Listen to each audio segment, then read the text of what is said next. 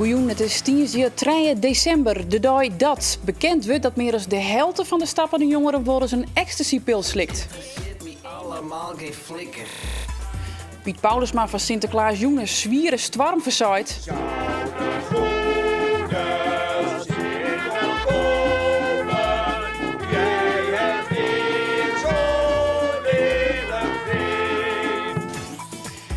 En dat deze tweet net verstuurd waren.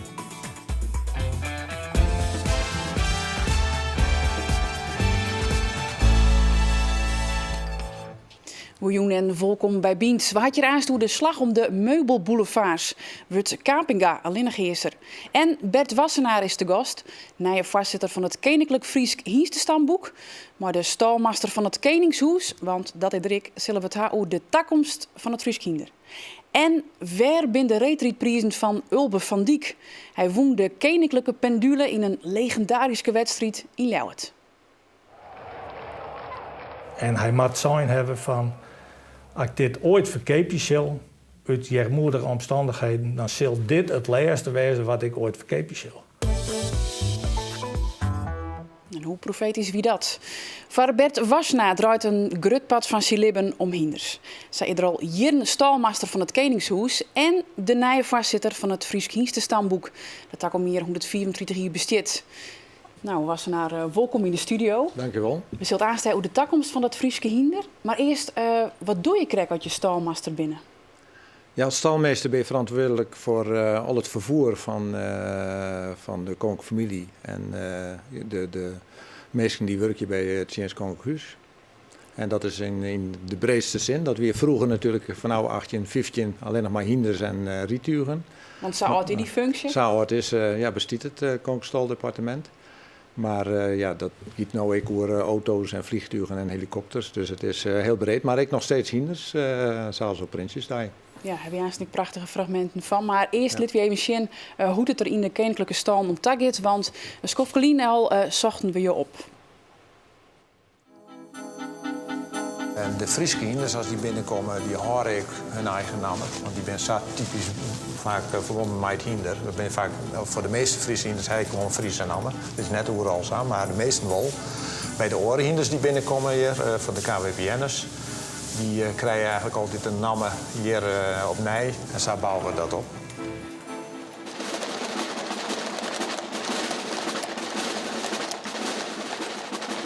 En de meeste hinders hebben wel vaker die in die wend, maar toch is het iedere keer weer even opnieuw dat gevoel hebben van het klopt, het rent goed, de hinders passen goed bij elkaar. Dus op die manier moet je het oefenen. Is dat nou de mooiste dag van je leven? Van je werk in elk geval? Van het werk, Prinsjesdag is altijd heel bijzonder. Omdat dan de jongens die werken natuurlijk het hele jaar met die hinders. En protte werk, maar aanbieden geloofsbrieven en dat gaat heel hier trouw. Maar Prinsjesdag is natuurlijk de dag dat ze echt in hun vakmanschap kunnen laten zien. En het is een hele mooie traditie, maar heel veel ceremonieel en mooie verhalen eromverst. Waarom we duggen zoals het altijd gaat. Ja, en doe je dat dan het liefst? Want dan ben je dicht bij de hinders. Ja, nou, het is de historie eigenlijk van jongs af aan. En dus als je dat in je werk dwang kennen, dan is het heerlijk om in je werk op het hinder te zitten. Want doe je dat dan vaak? Die wel eens te rieden met prinses Beatrix nou? Ja, ik zoek vaker maar te rieden, maar ja, dat let het werk net lang net altijd aan. Dus ik probeer wel 1-2 keer per week toch in ieder geval op het hinder te zitten om te rieden. En ik als een van de leden van de familie te rieden gaat, prinses Beatrix. Ja, die riet nog steeds, die doet dat graag, dus dan ging ik meestal wel mee. En hoe dicht zit je dan op het Koningshuis? Heb je daar duistig contact mee? Heb je dat in de weken? Of? Nou, dat is heel wisselend, want dat hangt er vanaf van als er wat speelt, maar rondom evenementen of iets bijzonders wordt mij het vervoer te maken, dan heb je daar contact door. Dus dat kan soms dagelijks wezen, maar soms ik een weekend net. Dat wisselt. Ja, en is het ik voor oren nood verkening Willem-Alexander hebben? Nee, dat is net zo oors, want qua reisgingen veroordeelt het net zo vol. Er is nog steeds dan vervoer nodig. Dus dat moet georganiseerd worden en dat dus dan bij mijn departement. Ja, en wat is nou het mooie van je werk? Het mooie van het werk? Nou, het mooie van het werk is dat het heel breed is. Dus van hinders tot vliegtuigen. En het verveelt nooit, want er zijn een hoop evenementen. Er gebeurt een hoop. Zeker dit hier. Hier is natuurlijk een heel druk hier. Als je alleen nog denkt aan alle bezoeken aan alle provincies die ze bracht naar de inhuldiging. Ja, en zij krijgt de reis naar de Antillen achter de rug. Daar zit een protte werk aan vast. Dus En wat doe je dan? Regel je dat of ben je erbij? Of? Nee, naar het boeteland ben ik er net bij. Maar dan regel je en zorg je ze dat ze met de hele delegatie die mij giet, dat ze daar aankomen en dat het al klopt. Op vervoersgebied in ieder geval. Dus dat moet al gepland worden, voorbereid worden van hoe groot een delegatie is en wat er nodig is. En zeker met vliegtuigen moet je daar van tevoren op die het mee beginnen. Ja, dus dat is heel breed. Ja. Maar die gouden koets liep mij toch wel prachtig. Ja, die bloot heel mooi. En dat is natuurlijk het symbool van, zeker van Prinsjesdag. Ja, is die Zie je er even een sim? Heb ik beelden van, volgens mij. Ja. Ja, prachtig. Dit hier bij het huwelijk. Ja. Stalmeester Wassenaar. Begeleid het paar. Heb je dan ook echt contact zo'n dag? Of? Ja, zeker, want het is natuurlijk helemaal gepland. En je begeleidt ze in de koets. En dan riet ik zelf, ik mij op het hinder. Ja, om er ik bij te wijzen of zal ik goed erin. En het zou ze gepland hebben. Dus je bent het dan. Is dat ik spannend? Of? Ja, maar hinders is het altijd wel spannend. Het is levende haven, dus je weet er nooit helemaal hoe de hinders reageren. Zeker op Sandai, heel feestelijk, maar iedereen is wel heel enthousiast. Dus dan gebeurt er een hoop en de hinders reageren erop. Ja. Dus dat merk je dan gelijk, hoe het rint en of er een beetje rest in zit. Je houdt van hinders. Nou ben je vastzitter van het Fries Hindstenstamboek. Wat wordt nou je opdracht voor de komende tijd? De opdracht, nou, het stamboek is natuurlijk bezig met name om het hinder, het Frieske hinder. Het zwaartje dat het als ras goed in stand bloot en zich verder uitbreidt. Want het is een prachtig mooi ras, maar het is wat we nemen een gesloten stamboek. Het is natuurlijk, dus je moet zwaartje dat het een heel gezond hinder bloot. Hoe doe je dat? Nou, door dat het maatje mij welke bloedlijnen en in de erfelijkheid dat goed trosje en nation wordt, maar de hengsten die ze goedkeuren. Dus, maar wat voor rol kun je er als voorzitter in spelen? Nou, als voorzitter, als bestuur ben je verantwoordelijk dat het in de totale vereniging goed rint. Het is natuurlijk een grote vereniging. We hebben 14.000 leden van de helft in Boeteland. Daar zit een dochtervereniging in. Ja, maar binnen de vereniging heb je een fokkerijrieën, je hebt een sportrieën. Ja, de zuurleden, de hengstenhouders. Dus iedereen heeft zijn belangen. En wat zorg je dat we met z'n allen aan datzelfde doel werken. Dat is het belangrijkste. Ja. Dat net eigen belangen altijd maar binnen. Nee, Perilien, ik geloof 18 is het alweer, gie het mis. Gie in de bestuursleden rollenbal in het super oestritten. Ja. Dat is nou verleden tijd. Maar hoe precair wordt dat voor jou mocht zo'n situatie bij voortkwam? Nou, ik zit net als precair. De vereniging draait goed en de laatste 8 jaar gaat het prima. Er is in de structuur het nodige verhoren. Door het bestuur is dat opzetten. Dus in die zin ziet het er heel stabiel uit. En bij iedere vereniging er binnen van tier tot tier altijd problemen. Maar daar vrij ik een bestuur om dat op te lossen. Dus daar moet ik wel werk wijzen wat dat betreft. Hoe belangrijk is het Fries Hinder als exportproduct van Friesland? Ja, het Fries Hinder doet het ontzettend goed. Het is heel populair in het buitenland. De laatste tijd met name in Mexico en Argentinië, Zuid-Amerika. Ja, vinden ze het prachtig om het hinder daar te broeken voor shows maar ook voor de fokkerij. Dus wat dat betreft zie je dat in de export het steeds maar neemt. Wat voor bedragen in er dan in om? Volgens mij ben dat gigantische bedragen. Ja, als je 10 per jaar zegt, dan zit je gauw in de miljoenen uiteindelijk. Want er gaan heel wat hinders naar het buitenland daar. Dus dat is een hele grote handel. Ja, sowieso voor de hele hindersector.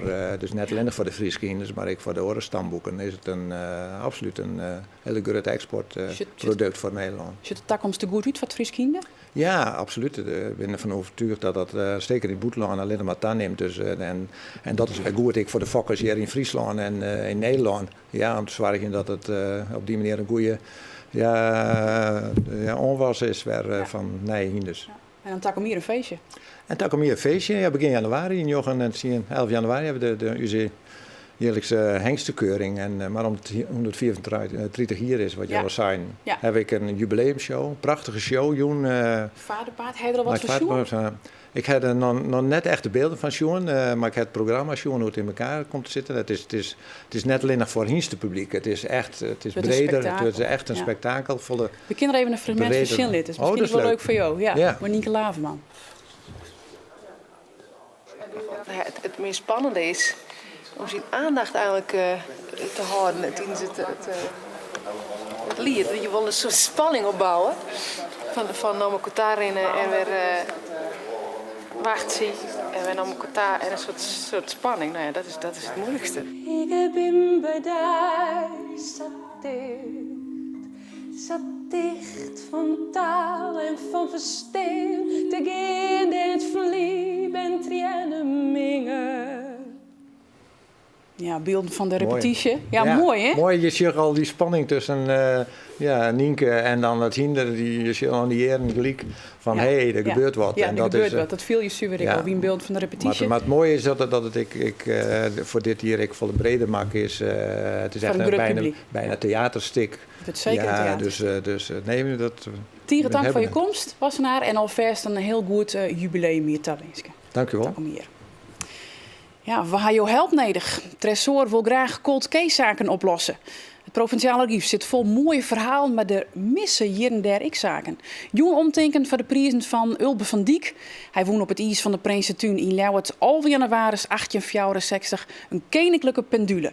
Een prijs beschikbaar besteld door Den Prins van Oranje, beschermheer van de Ljouwerter IJsclub.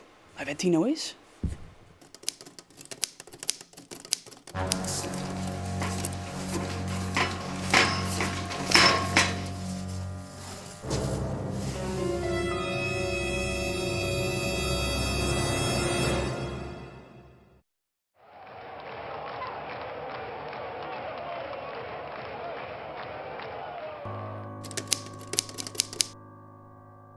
Zo'n jonge knaap die dan, zo'n boerenzoon uit Gouw, en die dan op een voetstuk komt en daarna zien dat sommigen schreeuwen zelfs van 18 jaar lang onverslaanbaar is op een kwarte baan. Nou, dat fascineert mij persoonlijk en dat is mijn persoonlijke drive om erachter te komen wat er nou maar die pendule wat. Het grote succes van Ulbe van Dijk komt op 11 januari 1864 in de Prinsentuin in Ljouwert. Ik zie Ulbe van Dijk helemaal voor me als een jonge knaap van een jaar of 29 die voor het eerst naar de grote wedstrijd in Ljouwert gaat.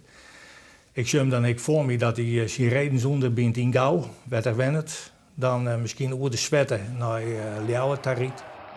De marechaussee die moest de mensen van de ISO horen. Er moeten 15.000 mensen geweest hebben.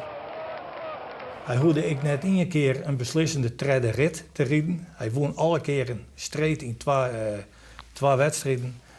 En hij wint dan die prijs. Dan moet je kiezen. De klok, de pendule die beschikbaar gesteld is, of 150 gonnen.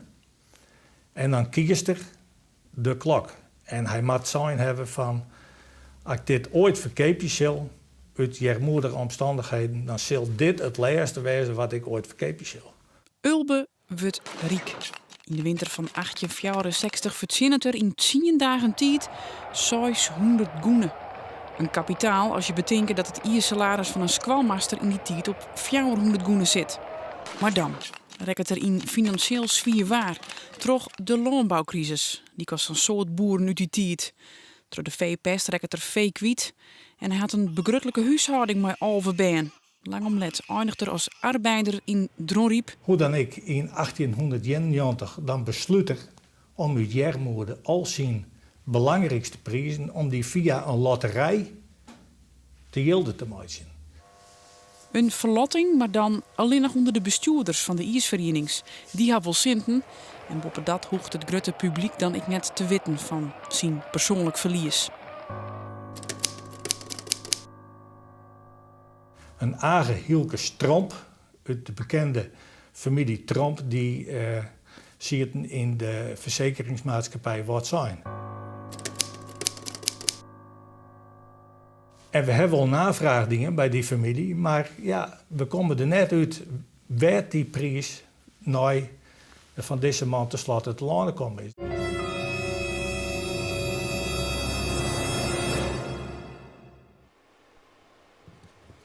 Er worden al 10 minder meubels verkocht. Dat had vooral te krijgen met de bouw die zo goed als stil uit. Maar het lijkt het wel als de familie Capinga nou de meubelbranche oerneemt, die in de oren oernamen. Klopt dat? Nou, het lijkt het misschien wel zo, maar met eerlijk wezen, het is net dus beleid. Nee. Nee. Het is nu een paar keer zo. Toevallig kwam het doordat collega's van u in de moeilijkheden kwamen. Werd terug bij een concert om daar iets mee te doen. Maar in alle keren is net een beleid geweest. Nee. Hoe het wel zit, dat jaren we dan dadelijk. Dan praten we verder met jou en ik met onze huiseconoom Geesje Duursma. Maar eerst sturen we even van, het gaat al een skofje dus net goed. En dat heeft dan vooral te krijgen met de bouw die zo goed als stil uit. En er worden 3 meubels verkocht. Het was een strenge manier voor de meubelwinkels in Friesland. De omzet die daar roenieren, maar 30% waarom. Bekende zaken als Resiwoon in Wombels en Postinterieur in Ljouwert moesten dit hier de dwarren al sluiten. En het liep er in 2013 net beter op te worden. Wij vernemen vooral dat die wenningmarkt natuurlijk op slot zit. Dus we gaan minder mensen die een compleet naar interieur onderschaffen. Ja, de prijzen staan onder druk. Dat is voor de consument misschien wel mooi, maar ja, let ze dan in komen successen. Ja, maar 40% in de meubelbranche de laatste jaren kromp. Dat is nogal wat. En de ene naar de orenzaak die sluit het dwarren. Juster hij hem nog de inboedel van Zwettenmeubelen in Ljouwert oernaam. Welkom in de studio. En ik Geesje Duursma zelfs. Je zei het liek het wel eens nemen wij de boel oer, maar het is net zo. Nee, het is net zo. Als je de waarom val in uw branche, helaas is dat zo. Sinds 2006, 2007 worden er minder wenningen gebouwd. Er wordt ook minder besteed in uw branche. Zodoende krijg je dat de koek verdeeld wordt en de koek wordt lichter. Ja, dan zijn er ook mensen die daar het slachtoffer van worden. Maar wat is je rol dan? Ja, uw rol is op het moment dat zulks bart, dan komt er in sommige gevallen een curator in het spel. Een curator die biedt de goederenvaardigheid aan. Nou, en dat is dan een moment waar wij een van de partijen binnen om te zien of dat interessant voor u is. En waarom zou het interessant van je wezen? Dan schikken je de concurrentie uit? Je ten eerste, je doet alles op basis van het vertjennen. Maar een oordeel speelt het mij altijd in uw omjouwing is. Wij zijn dan wel wat alerter daarin. Dus wij nemen het oer, omdat het ook in uw eigen verzwaringsgebied gebeurt. En een bijkomend iets, en wat wij ook heel belangrijk vinden, wij zorgen ervoor dat die branche dat de klanten net dupeerd worden. Dat wordt wel eens vergeten, maar als wij zo'n zaak oernemen, of de goederenvoorraad, die nemen wij oer. Wij nemen de lasten uiteindelijk ook oer. Ja. Is dat goed? Kees, wat ze dat doen? Op zich is het een goed teken, want de vraag is natuurlijk van, als de familie Capinga het doet, dan doet Noord het wel. Ja, dus het bloot nou ik in het Friese. En dat vind ik wel een goede zaak. Maar ben je net benauwd dat er dan aanstaan een hele grote speler op die merk is? Nou ja, big is beautiful is misschien een slogan, maar het is natuurlijk net alleen maar saai in de meubelbranche. Dus ik bedoel, de bakkers verdwijnen, de slagers verdwijnen, supermarkten worden steeds groter. Gewoon in de centra, in de dorpen verdwijnen de winkels. Dus het is net alleen nog maar dat die meubelbranche nog zo groot wordt. Nee. Maar dan hij als consument dan toch eigenlijk haast geen keus meer haast? Nou ja, op internet heb je een wereld aan keus. Dus, en het is worden meubels verkocht op internet? Nee, internet is wel heel belangrijk in onze branche. Uiteindelijk is het zo dat internet ervoor zorgt dat er meestal minder meubelwinkels broeken ter oriëntatie. Vroeger was het zo dat mensen een jaar hier bijvoorbeeld bezig waren met het keerpje van een bank. Men tocht van we willen naar je bank gaan en vervolgens begon men meubelwinkels te bezieken om te zien wat het te keer is. Ja. En als je nou in dit geval wordt internet aanbroekt om te zien wat is het te keer en uiteindelijk vindt men dan datgene wat men denkt dat vind ik leuk.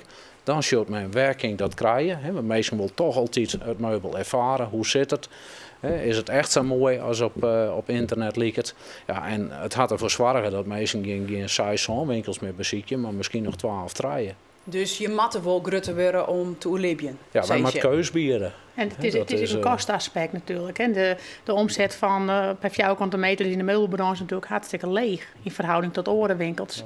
Dus, en ja, alles wordt duurder. Dus als je een hele grote oppervlakte winkels hebt, dan met handel wezen. Ja. Wat doe je om oranje te blowen?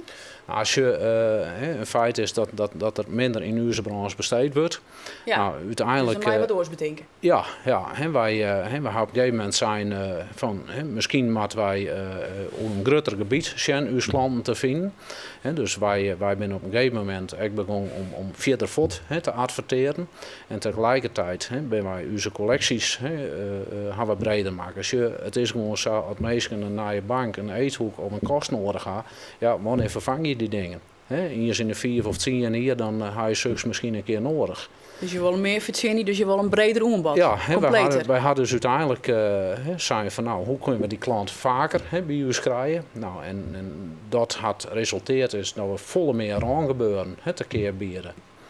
Ja, accessoires, kerstentiers, schilderijen, dat soort dingen. Ja. Dus het zit ik in de het meeste gewoon als ze dan toch een keer binnen, ja, dan moet zeker het heel rally litten. Ja, dan moet ze van een totaalplaatsje komen. Ja. Maar wat houdt het in? Lekker rieten in een winkel? Ik dat ken, maar het is gewoon... Cleancapeje? Nee, dat is misschien nog wel een goed idee. Maar voorlopig gaan wij maar de wenninginrichting. Nee, het is samen, wij meubelskeepje is op zich echt een stukje of een vorm van recreatie. Winkelen is natuurlijk heel leuk werk. En uiteindelijk die... de mensen voor uw verhaal alleen natuurlijk. Ja, vind ik wel leuk. Nee, maar het is wel zo dat die banken en die zwollen, oké, daar gaat het dan vaak wel om. Maar wij zorgen gewoon dat het net alleen nog meer om het vervangen van die bank gaat. Nee. Dus je ik dat dat breder wordt, dat hele winkelverhaal? Het is een stuk beleving, het is een stuk sfeer. Meestal wel zijn weinig tijd, dus gemak. En ik denk dat het heel belangrijk is dat het toegevoegde waarde heeft. Ik in de zin van service, aandacht en dingen die je net via internet krijgt, dat je die wil krijgen in de winkel. Hè. Ja, en het knappe is van Capinga is natuurlijk, ze uiteindelijk een meubelboulevard helemaal van hunzelf. Hè. Dus alles wat al die losse winkels is, dat zij uiteindelijk zelf. Nou, dat is wel bijzonder. In je slotvraag, ben ik benauwd dat Jim omvallen? Nee, we zorgen ervoor dat het dus net gebeurt, maar het gaat net vanzelf. Je moet er wel wat verdwaan. Wij moeten wel wat verdwaan, maar daar leidt de uitdaging ik. Tieren dank van je komst naar de studio. Graag. Van nou een gezellig joen en graag ontmoeten, dan is Bien te weer.